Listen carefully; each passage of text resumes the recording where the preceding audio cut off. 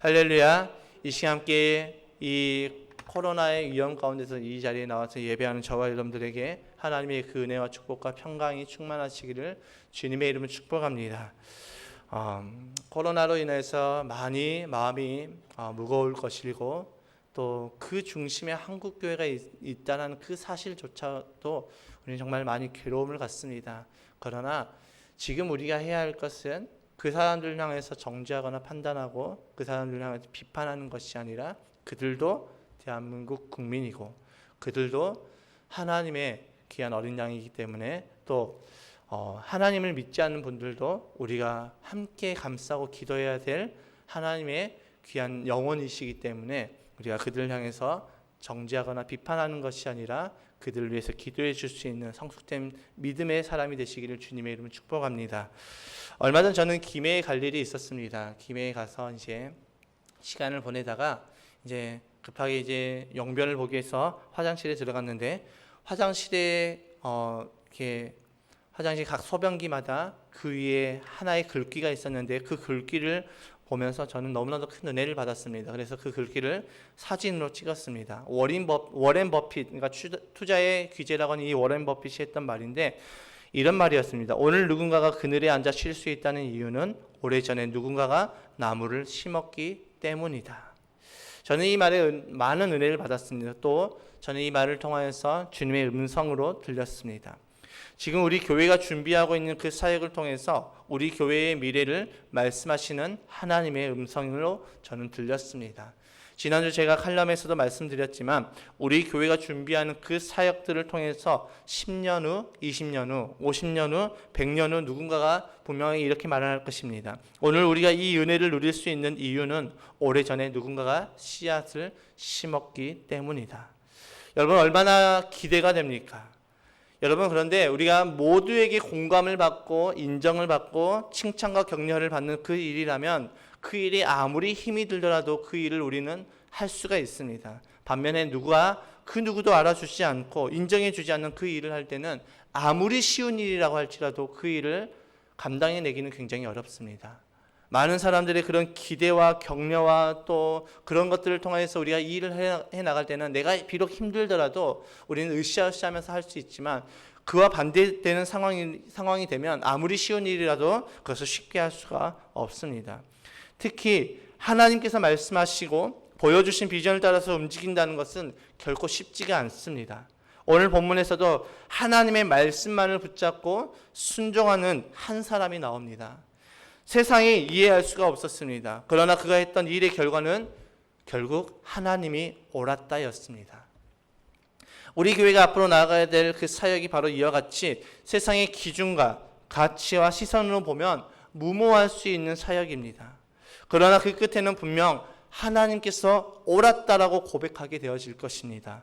왜 이렇게 장담할 수 있을까요? 이 사역은 저희가 준비하고 있는 그 사역은 어떤 인간의 욕심이 아니라 교회의 본질과 예수님의 명령인 영혼 구원에 있기 때문입니다. 여러분 인간의 타락으로 인해서 세상은 더 이상 하나님이 보시기에 좋거나 아름답지 않았습니다. 하나님의 아들들은 세상의 그 여자들을 바라보고 또 그 아름다움을 보고 자기들이 좋아하는 모든 여자들을 자신의 아내로 삼았다라고 성경은 말하고 있습니다. 하나님의 아들들이 거룩함을 선택하는 것이 아니라 거룩함을 쫓아가는 것이 아니라 육신의 것을 쫓아 살아가는 모습을 그대로 보여주고 있는 모습이지요. 하나님은 그런 세상을 바라보시면서 한탄하십니다. 급기야 이제 하나님의 창조물 중에서 가장 흡족해 하시고 가장 기뻐하시고 가장 좋아하셨던 그 사람을 지으신 것을 내가 후회한다라고 성경을 통해서 말씀하고 있습니다. 결국 하나님께서 창조하신 그 모든 것들을 이제 내가 지면에서 쓸어버리겠다라고 심판하시기를 결정하십니다. 창세기 6장 7절의 말씀을 함께 읽어보겠습니다. 시작. 이르시되 내가 창조한 사람을 내가 지면에서 쓸어버리되 사람으로부터 가축과 기는 것과 공중의 새까지 그리하리니 이는 내가 그것들을 지었음을 한탐함이니라 하시니라. 아멘. 이 하나님의 심판의 메시지의 중심에 나타나는 한 사람이 있습니다. 그 사람의 이름은 노아입니다. 이 노아를 향한 성경의 평가는 이렇습니다. 그는 의인이며 완전한 자라고 말씀하고 있습니다. 창세기 6장 9절의 말씀을 함께 읽겠습니다. 시작. 이것이 노아의 족본이라. 노아는 의인이요 당대의 완전한 자라. 그는 하나님과 동행하였으며. 아멘. 왜 성경은 노아를 향해서 이렇게 평가를 했을까요? 그는 의인이며 당대의 완전한 자라고 어떻게 이렇게 평가를 할 수가 있었을까요? 그 이유는 무엇일까요? 그 노아는 하나님과 동행했기 때문입니다. 지난주 우리는 히스기야에 관해서 함께 말씀을 나눴습니다. 히스기야가 하나님께서 그의 삶을 형통하게 하여 주셨는데 그 이유가 무엇이었습니까? 물론 그가 종교개혁을 일으킨 것도 있고 그가 하나님 앞에 정직히 살아갔던 것도 있지만 그 분명한 원인은 그가 하나님과 연합하였기 때문에 하나님께서 그의 삶을 형통케 하여 주셨다라고 말씀하고 있습니다. 오늘 본문의 말씀에서 나오는 이 노아도 마찬가지입니다. 그를 향하여서 의인이라고 말하고 그를 향하여서 당대의 완전한 자라고 말하는 것은 그의 노아의 어떠한 행실 때문에 그런 것이 아니라 그가 하나님과 늘 함께 동행하였기 때문이라고 말씀하고 있습니다. 여기서 하나님과 동행했다는 것이 무엇을 의미할까요? 하나님의 마음이 그에게 통하였음을 의미하고 있습니다. 즉 노아는 하나님의 뜻이 무엇인지 알고 있었고 깨달았음을 말씀하고 있습니다. 그런 노아를 향해서 하나님께서 이제 노아에게 해야 할 일들을 말씀하십니다. 그 일이 무엇입니까? 우리가 너무나도 잘 알고 있는 방주를 만드는 것이죠. 노아를 향해서 하나님께서 홍수를 대비해서 방주를 만들라고 말씀하십니다. 그런데 참 재미있는 것은 이 하나님께로부터 노아가 말씀을 받았던 이 시대, 노아의 시대에는 비가 없었습니다. 비가 한 번도 내리지 않는 시대였습니다. 그런데 하나님께서 그 노아를 향해서 너는 비를 이제 곧 얼마 지나지 않아서 비가 많이 올 것이고 그 비가 많이 오면 홍수로 인해서 세상이 심판을 당할 것인데 너는 그것을 준비해서 하나님께서 방주를 만들라고 말씀하고 있습니다. 여러분 하나님 참 이상하시죠. 어떤 것을 명령하고 어떤 것을 말씀하실 때 적어도 그것이 무엇인지 어디에 쓰이는 것인지 말씀해 주시면 얼마나 좋을까요? 비라는 존재 자체를 모르는 사람들에게 홍수를 대비하라는 그 말 자체가 정말 말도 안 되는 사건입니다. 그런데 하나님이 이런저런 설명이 없습니다. 너는 이제부터 너를 위해서 고페르나무로 방주를 만들라라고 명령을 하십니다. 이 명령을 받은 노아의 반응이 무엇입니까? 당연히 순종했기 때문에 이 말씀이 기록이 되었겠죠. 노아는 하나님의 말씀대로 하나도 빠짐없이 다 순종했다라고 말씀하고 있습니다. 본문 22절의 말씀을 함께 읽겠습니다. 시작. 노아가 그와 같이 하여 하나님이 자기에게 명하신 대로 다 준행하였더라. 아멘. 저는 이 말씀을 보면서 제가 군대에 있을 때가 생각이 났습니다. 군대에서는 고참의 말이 곧 법입니다. 군대의 병장은 대통령 다음으로 높은 사람이죠. 그렇기 때문에 정말입니다. 군대에서 병장은 곧 신입니다. 특히 말년병장은 아무도 범접할 수 없는 대통령보다 더 높은 그 위치에 있는 사람이라고 우리는 이야기를 합니다. 군대에 다녀오신 분들은 다 아실 것입니다. 우리가 이런 말들을 많이 듣거나 사용하십니다. 까라면 까. 어쩌면 노아에게 있어서 하나님의 말씀은 이 말씀 아니었을까요? 하나님께서 말씀하시는데 내가 도무지 이해가 되지 않아도 까라면 까야 되는 그런 말씀일 수도 있습니다. 저도 이등병 때 제가 하지 못하는 일을 그냥 하라고 하니까 열심히 노력했지만 결국 고참에게 욕을 먹었던 사건이 있습니다. 아무리 우리가 내 이성과 내 판단으로 이해가 되지 않아도 위에서 명령을 하면 해야 되는 것이 군대입니다. 그런데 이 하나님의 말씀 앞에 노아도 이 군인처럼 서 있는 것입니다. 아무리 자기의 생각과 자기의 이성으로 이해가 되지 않아도 하나님의 말씀을 그는 절대적으로 받고 절대적으로 순종하고 있는 모습을 보여주고 있습니다. 하나님께서 자신이 이해할 수 없는 하나님 비가 뭐예요? 그런 게 있어. 비가 올 것이니까 홍수가 날 거야. 홍수가 뭐예요? 그런 게 있어. 그러니까 너는 그것을 대비해서 방주를 만들어. 얼마나 답답하겠습니까? 그런데 믿음으로 순종하는 모습을 보입니다. 그가 방주를 만든 기간은 신학자들마다 다 다르지만 통상적으로 우리는 120년이라고 보고 있습니다. 노아는 그 120년이라는 그 긴 세월 동안에 배를 만듭니다. 사람들이 배를 만드는 노아에게 이렇게 물어볼 것입니다. 당신 지금 뭐 만드는 거요? 저 지금 방주를 만들고 있습니다. 왜 만드는 거요? 비가 내려서 홍수가 난다고 해서 그걸 대비해서 만들고 있습니다. 비는 뭐고 홍수는 뭐요? 그건 저도 모릅니다. 여러분 이런 사람을 만나게 되셨을 때 어떤 생각을 하시겠습니까? 그런데 왜 내가 진짜 궁금한 게 있는데 왜 배를 땅에다 안 만들고 산에다 만드는 것이요? 그거 저도 몰라요. 하나님께서 만들라고 했었어요. 이런 사람 만나면 정말 노답이지 않겠습니까? 미쳤다라고 생각하지 않겠습니까? 그 사람들 바라보면서 우리는 이렇게 정신이 약간 2% 좀 어디 좀 나가셨나? 라고 생각을 할 수 있지 않겠습니까? 제가 만약에 노아 시대 때 노아를 만난다면 저는 노아를 향해서 이렇게 이야기했을 것입니다. 삥 꽂았잖아. 우리가 이해해야지. 이렇게 생각할 것입니다. 예.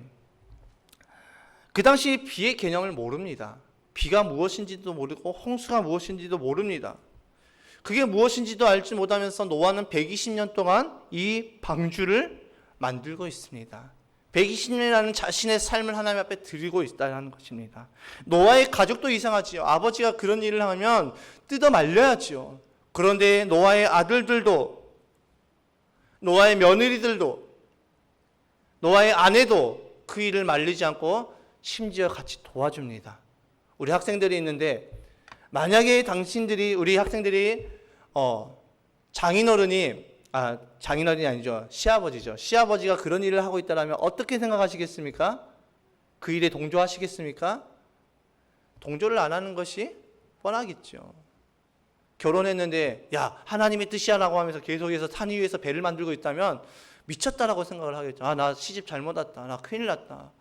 이건 이제 되돌리킬 수도 없고 이렇게 생각하지 않겠습니까? 그런데 다 도와주고 있습니다. 그렇게 보면 노아의 식구들도 참 노답인 것 같습니다. 얼마나 사람들의 손가락질을 받았겠습니까? 미쳤다는 소리도 듣고 얼마나 많은 사람들에게 무시를 당했겠습니까? 비가 뭔지도 모르고 홍수가 뭔지도 모르는데 그 일을 대비해서 큰 배를 만든다. 이 가족들이 미치지 않고서야 이런 일들을 할 수가 없습니다. 그런 생각들을 다 하지 않겠습니까? 얘네들은 정말 미쳤다라고 이야기를 하고 있지 않겠습니까?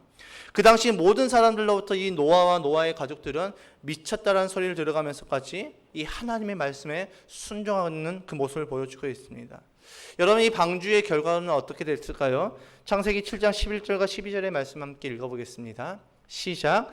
노아가 600세 되던 해 둘째 달 곧 그 달 11의 날이라. 그날에 큰 기품에 샘들이 터지며 하늘의 창문들이 열려 40주야를 비가 땅에 쏟아졌더라. 아멘. 하나님의 말씀대로 홍수로 인하여서 세상이 심판을 당합니다. 노아는 배를 만들면서 과연 하나님의 심판의 메시지를 전하지 않았을까요? 배를 만들면서 하나님이 심판하신답니다. 하나님이 홍수로 심판하신답니다. 홍수가 뭔데? 그건 저도 모르지만 홍수로 심판한대요. 비가 뭔데? 저도 모르지만 하나님께서 그 비로 심판한대요. 미쳤구나. 그래도 노아는 포기하지 않고 이 심판의 메시지를 전했을 것입니다. 그런데 세상은 그의 소리에 귀를 기울이지 않습니다. 무시당하며 노아는 무시를 당하며 미친 사람 취급을 당합니다. 노아의 심정이 어땠을까요? 아무리 당대 의인이었고 당대 완전한 자라고 할지라도 노아 역시 사람입니다. 기분이 좋았을까요? 자신이 말하는 것마다 무시당하고 말하는 것마다 사람들이 조롱하고 말하는 것마다 사람들이 무시하고 미쳤다라고 이야기를 한다면 아무리 노아라고 할지라도 기분은 좋지 않았을 것입니다. 어떨 때는 하나님을 향해서 하나님 내가 왜 이 일들을 해나가야 되냐고 묻지 않았을까요? 120년의 그 긴 세월입니다. 12개월도 아니고 12년도 아니고 무려 120년입니다. 120년간 많은 사람들로부터 이상한 사람 취급을 당하며 하나님의 말씀에 순종하고 있는 그에게 과연 하나님을 향한 정말 그런 답답함은 없었을까요? 그럼에도 불구하고 그는 120년 동안 순종하고 있죠. 그 결과는 어땠습니까? 하나님이 결국 옳았다였습니다. 하나님의 말씀이 옳았구나. 하나님 정말 말씀대로 홍수를 심판하셨구나. 노아는 이것을 통해서 우리는 이 노아의 모습을 통해서 우리는 무엇을 볼 수가 있습니까? 노아는 머리가 아닌 믿음으로 하나님의 말씀에 순종하는 것을 볼 수가 있습니다. 이제 우리 교회에 관해서 함께 좀 이야기를 해보고자 합니다. 제가 이 백합교회에 이제 담임 목사로 이제 청빙이 되고 나서 이제 결정이 되고 나서 이 교회로 오게 되는 그 상황 가운데서 저는 하나님께 기도했습니다. 하나님, 제가 이제 담임 목회를 해야 되는데 저는 어떤 사역을 해야 될까요? 부목사로 있을 때는 그런 것 고민 안 해도 됩니다. 그냥 교회가 정해준 대로 담임 목사님께서 정해준 대로 그냥 따라만 가면 됩니다. 그런데 담임 목사가 돼야 되니까 이제 목회의 그 방향성, 우리 백합교회의 교회론을 세워야 되겠더라고요. 하나님, 우리 교회를 향한 하나님의 그 뜻이 무엇입니까? 우리 교회는 어떤 사역을 해야 됩니까? 라고 묻고 기도했을 때 하나님께서 저에게 주신 응답은 가정과 다음 세대를 향한 사역이었습니다.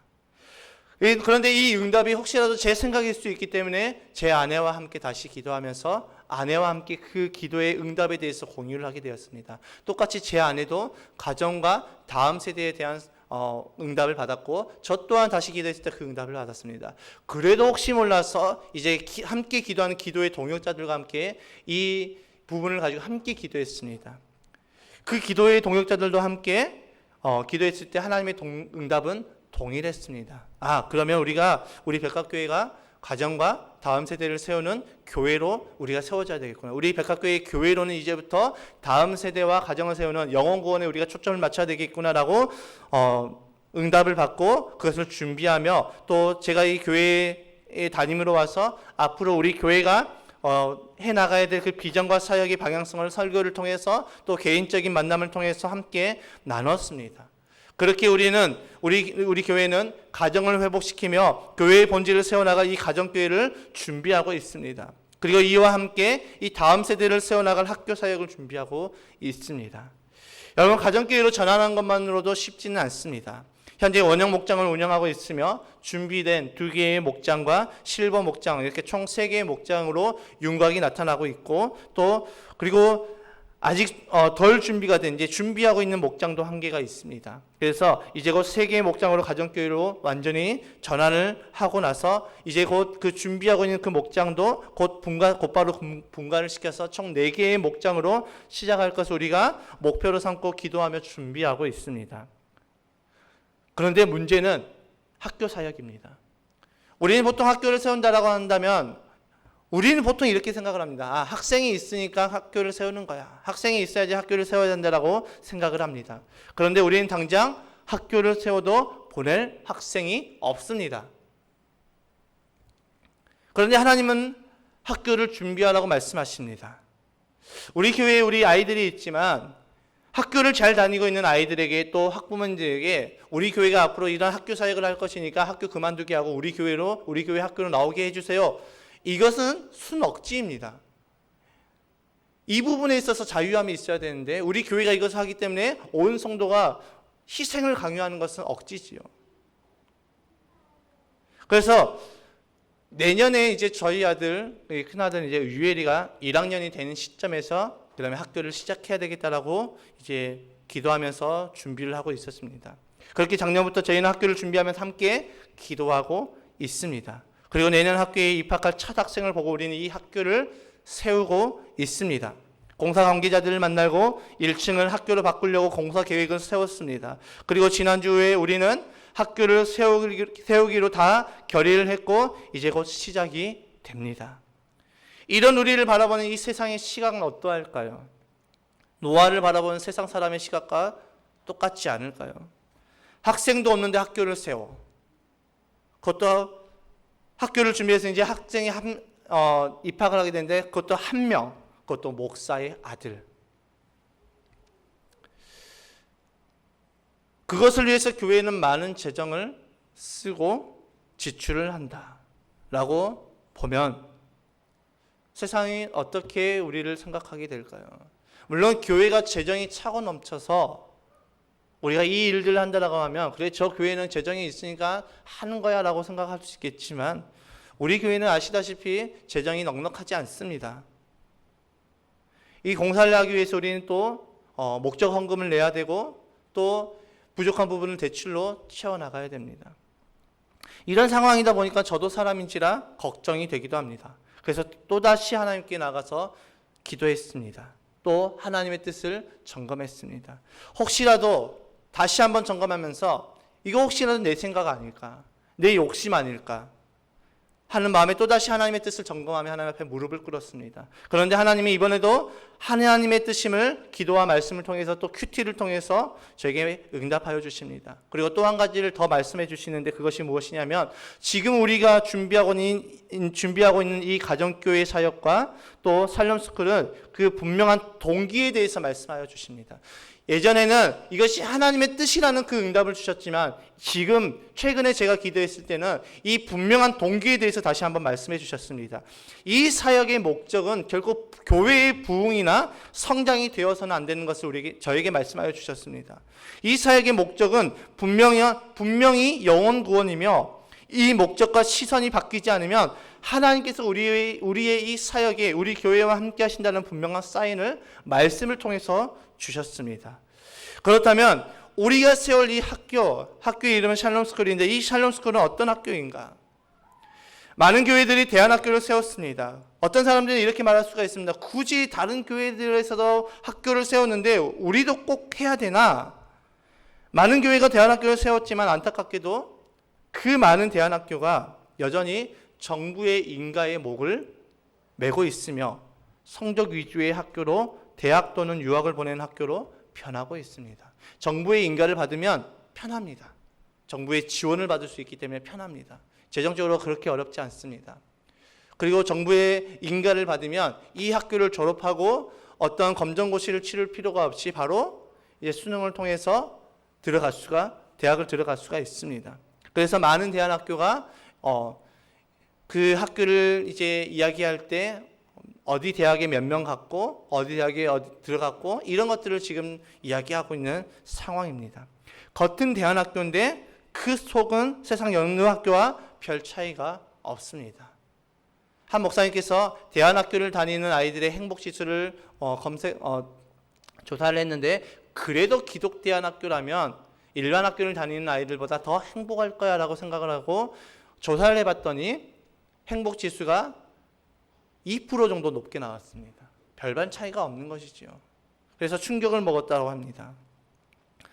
이런 상황에서 우리 자녀들에게 꼭 필요한 학교는 무엇인가라고 고민해보고 생각해봤을 때 공부를 시켜서 대학 보내는 학교가 아니라 우리의 부모의 신앙을 후대에게 전수하는 학교가 정말 필요하다라는 그런 마음의 확신이 왔습니다. 만약 우리 학교가 세울 학교가 대학을 보내는 명문대를 보내는 학교라면 그것은 우리가 할 수 있는 사역이 아니죠. 그러나 자녀의 신앙을 세우는 학교, 또 예배를 가르치는 학교, 창조주의 그 창조 DNA를 찾는 학교라면 우리는 그것은 교회만이 감당할 수 있는 것이며 그 사역은 우리 교회도 충분히 감당할 수 있다라는 것입니다. 우리 교회가 세우는 학교는 단순한 대안학교가 아니라 신앙 특성화 학교라는 것입니다. 그렇다면 왜 우리는 학교를 세워야 하는가? 여기서 만약에 제가 어떤 질문을 했을 때 제가 하나님의 뜻이니까 세워야 됩니다라고 하면 노답이지요. 이건 참 답답합니다. 갑갑합니다. 목사님 왜 해야 됩니까? 하나님의 뜻입니다. 깝깝하지요. 그러면 그래서 우리가 왜 지금 이 시대에 학교를 세워야 되는지에 대해서 제가 간략하게 말씀을 드리려고 합니다. 지금 이 시대의 모든 종교는 심지어 이단들까지 자신들의 그 신앙을 전수하기 위해서 어릴 때부터 그 신앙의 교육을 철저히 시키거나 학교를 세워서 운영을 하는데 우리 개신교 교회만은 여전히 주일학교 수준에서 머물러 있습니다. 어떤 분들은 이렇게 생각하기도 합니다. 주일학교만 잘 세우면 되지라고 생각을 합니다. 물론 주일학교를 잘 세우면 신앙의 전수가 이루어지겠지요. 그런데 주일학교가 잘 세워졌다고 자부하던 교회들은 이번 코로나 사태로 인해서 그 민낯이 그대로 드러나게 되었습니다. 경기도 안산에서 사역을 하고 있는 제 동기 목사님 교회의 이야기를 말씀을 드리자면 그 교회는 중등부가 100명이 넘고 고등부가 100명이 넘는 정말 다음 세대들이 잘 세워져 있던 교회였습니다. 그 지역에서 다음 세대가 잘 세워졌다라고 주일학교가 잘 세워졌다라고 자부하던 교회였습니다. 코로나 사태가 이제 발생이 되고 나서 온라인 예배를 드리지 않았음에도 불구하고 그 교회는 신천지 사태 때도 온라인 예배를 드리지 않았습니다. 계속해서 현장 예배를 드렸습니다.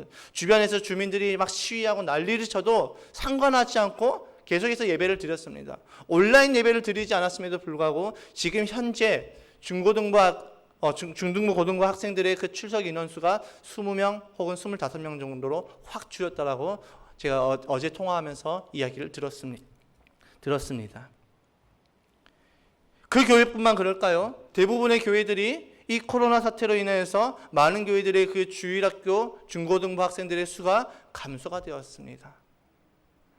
가까운 여수에 있는 한 교회만 해도 그 목사님과 이런저런 교제를 하는데 한창 광주에 그 코로나 확진자가 발생되었을 때 온라인 예배가 아니고 오프라인 예배, 현장 예배임에도 불구하고 그 중고등부 학생들 학부모님들이 심지어 교회 중직자임에도 불구하고 아이들을 보내지 않겠다라고 선언하는 모습들이 있었다라고 합니다.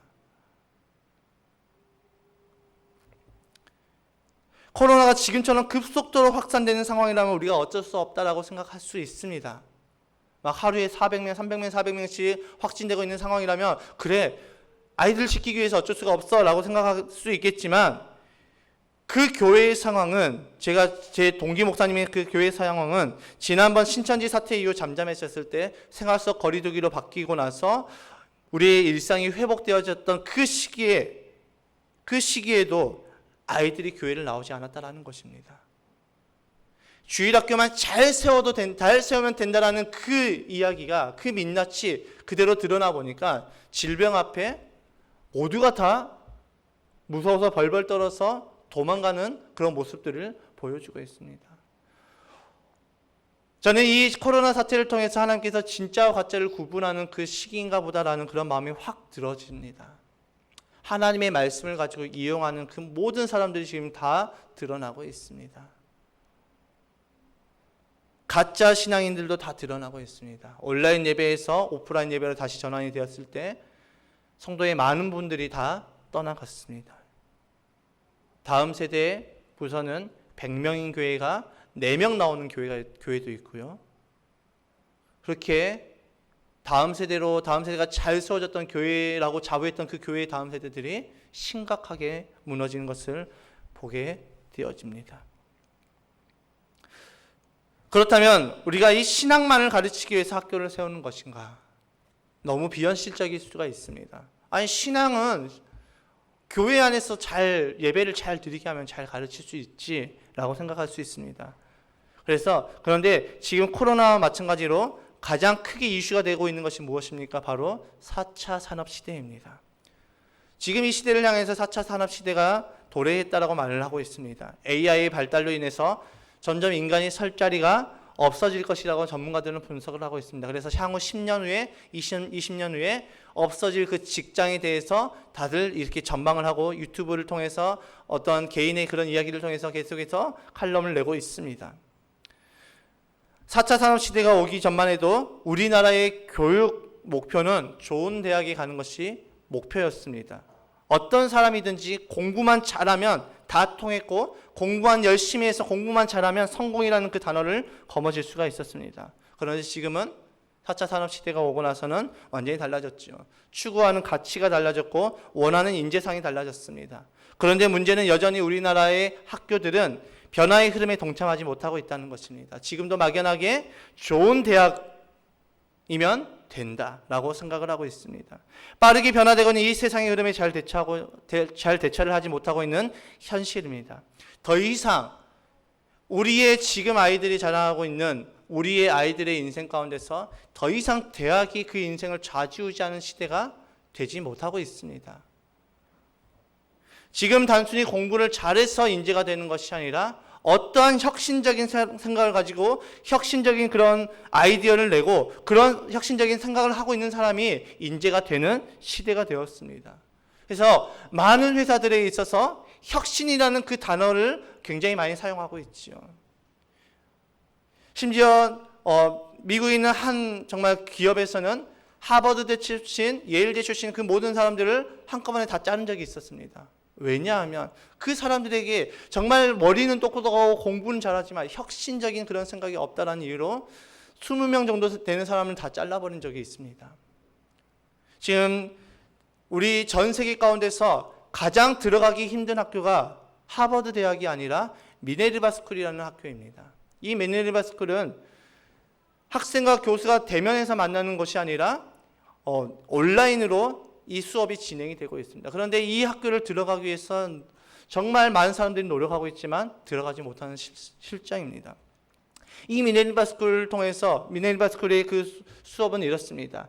이 학생이 가지고 있는 잠재력이나 이 학생이 가지고 있는 그 지혜나 이것들을 최대한으로 끌어올려줘서 정말 이 시대가 원하는 이 AI 시대를 맞이했을 때 이 시대가 원하는 인재상으로 키우는 것이 그 미네르바 스쿨의 교육 목표입니다.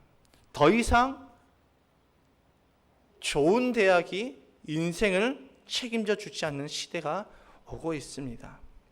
그러나 이 혁신은 어떨 때 가능해지느냐? 학교라는 틀을 깰 때 가능해집니다. 대학이라는 그 틀을 깨야지 이 혁신적인 사람이 나타날 수가 있습니다.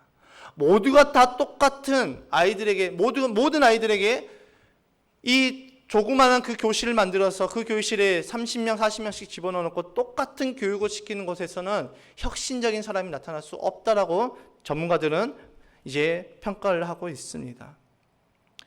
이 학교라는 틀을 깨고 신앙과 인성을 통해서 자신의 달란트를 발견하고 그것을 하나님께서 주시는 그 지혜를 통해서 혁신적인 생각을 할 수 있는 사람, 또 사람의 마음을 만지고 사람을 어우를 수 있는 사람, 나보다 남을 더 낮게 여기는 사람으로 키우고 또 믿음의 인재로 만들어서 많은 곳에서 하나님의 증인이 되는 삶, 증인이 되는 사람으로 키워서 하나님의 나라를 확장시켜 나가기 위해서 우리는 이 학교를 세우려고 한다는 것입니다.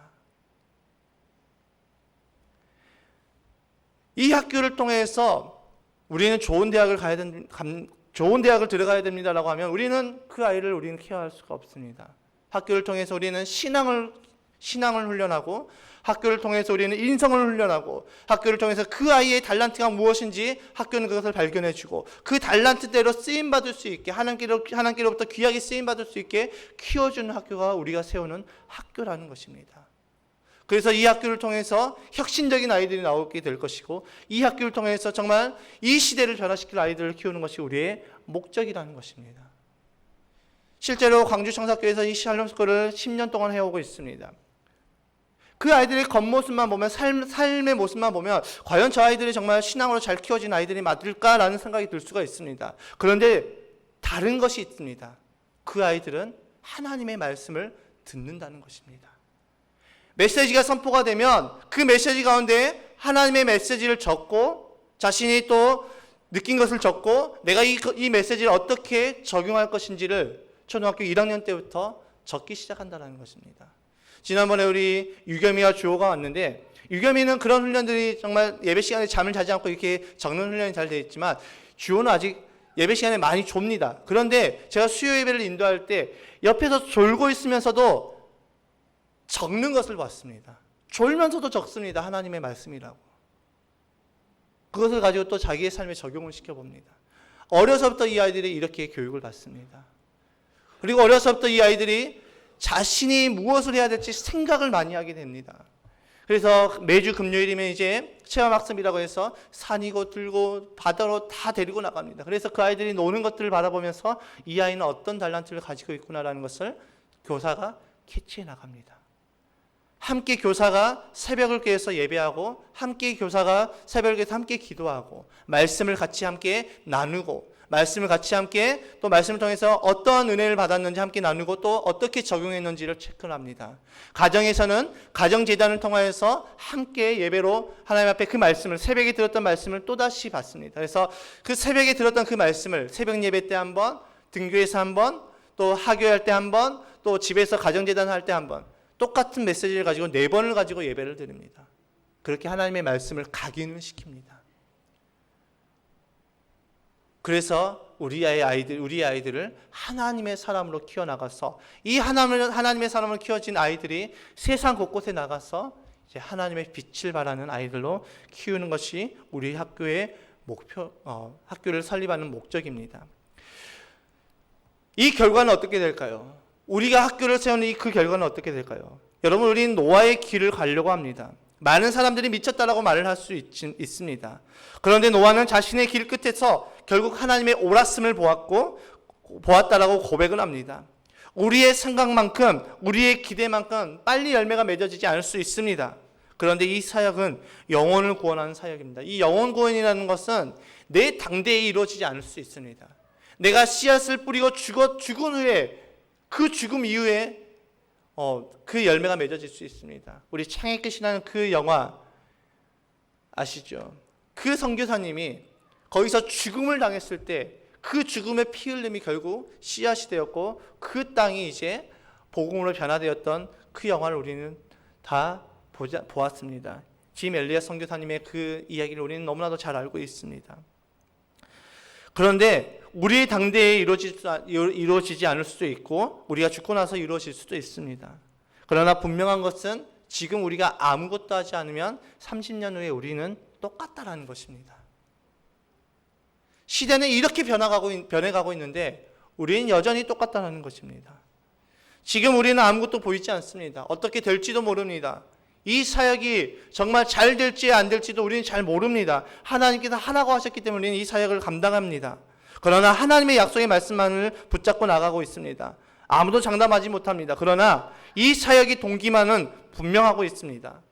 이 영혼구원의 사역, 영혼구원의 그 동기가 분명하다면, 흔들리지 않는다면, 정말 이 동기가 바뀌지 않는다면 하나님은 우리와 함께 하시겠다라고 말씀하셨습니다. 이 응답은 제가 히스기야를 묵상하면서 하나님께서 기도를 통해서 응답해 주신 말씀입니다. 제가 하나님 이 사역에 대해서 기도할 때 그때 히스기야에 관해서 묵상하게 하셨고 그 묵상을 통해서 하나님께서 주셨다라는 것입니다.